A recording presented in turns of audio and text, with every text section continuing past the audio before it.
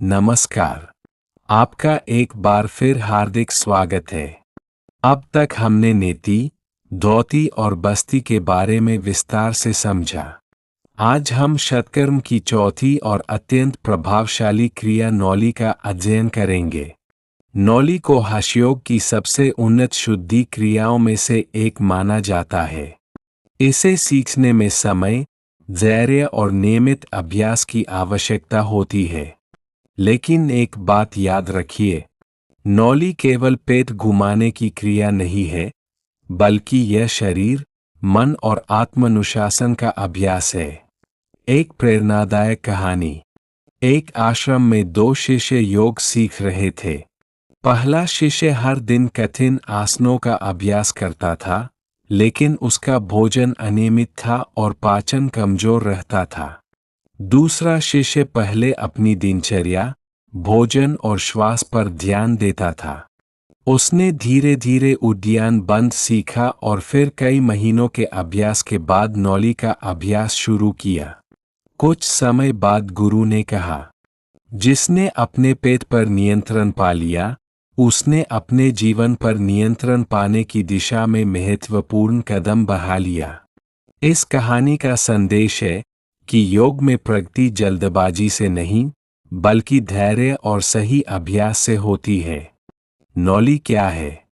नौली शब्द संस्कृत के नल या नारी जैसी लहर से जुड़ा माना जाता है।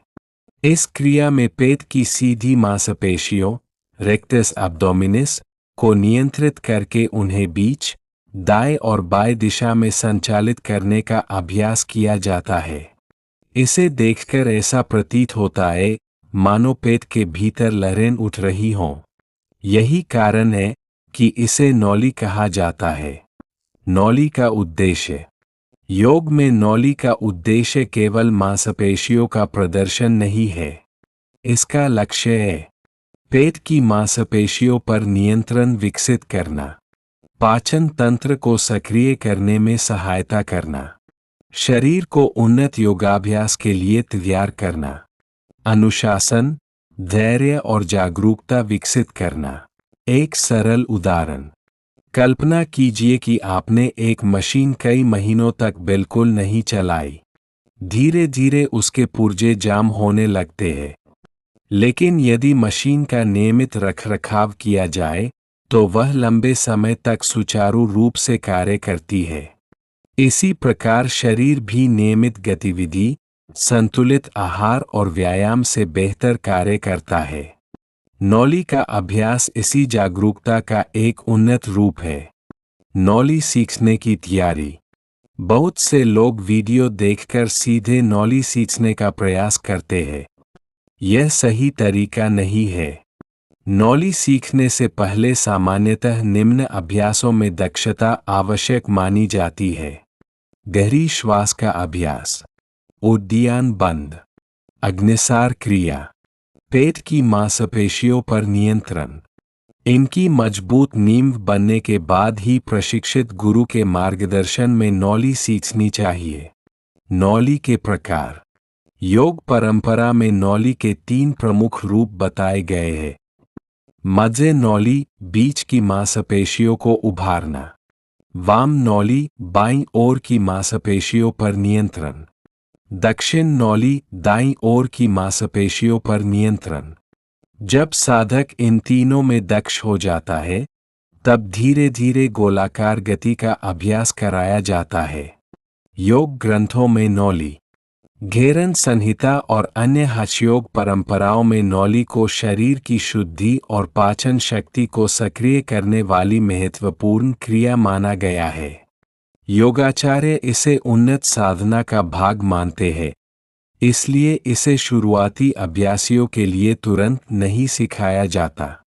आधुनिक विज्ञान क्या कहता है?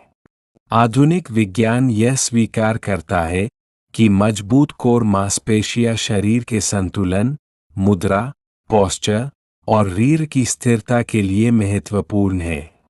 हालांकि नौली जैसी पारंपरिक यौगिक क्रियाओं के विशेष स्वास्थ्य लाभों पर वैज्ञानिक प्रमाण अभी सीमित है। इसे किसी बीमारी का उपचार नहीं माना जाना चाहिए। किन लोगों को नौली नहीं करनी चाहिए? निम्न परिस्थितियों में नौली का अभ्यास नहीं करना चाहिए: गर्भावस्था, हर्निया, पेट का अल्सर, हाल की सर्जरी, अनियंत्रित उच्च रक्तचाप, गंभीर हृदय रोग, तीव्र पेट दर्द। ऐसी स्थिति में पहले डॉक्टर और प्रशिक्षित योग विशेषज्ञ से सलाह लें। रोचक तथ्य: क्या आप जानते हैं, हमारे पेट में लगभग 600 से अधिक मांसपेशियां प्रत्यक्ष या अप्रत्यक्ष रूप से शरीर की गतिविधियों में सहयोग करती है। मजबूत कोर मांसपेशियां केवल योग ही नहीं, बल्कि चलने, बैठने, उठने और संतुलन बनाए रखने में भी महत्वपूर्ण भूमिका निभाती है।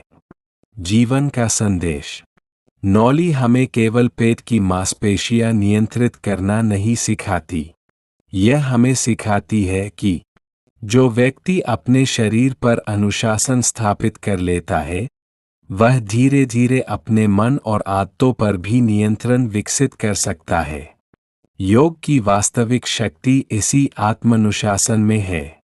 अध्याय का सार: आज हमने जाना, नौली क्या है, इसका उद्देश्य क्या है, नौली सीखने की तैयारी, नौली के प्रकार, योग ग्रंथों का दृष्टिकोण, आधुनिक विज्ञान की राय, आवश्यक सावधानियां। अगले अध्याय में हम कपालभाति को विस्तार से समझेंगे, जानेंगे कि इसे केवल श्वास का अभ्यास क्यों नहीं, बल्कि एक महत्वपूर्ण शुद्धि क्रिया भी माना जाता है, और इसका सही अभ्यास कैसे किया जाता है। धन्यवाद।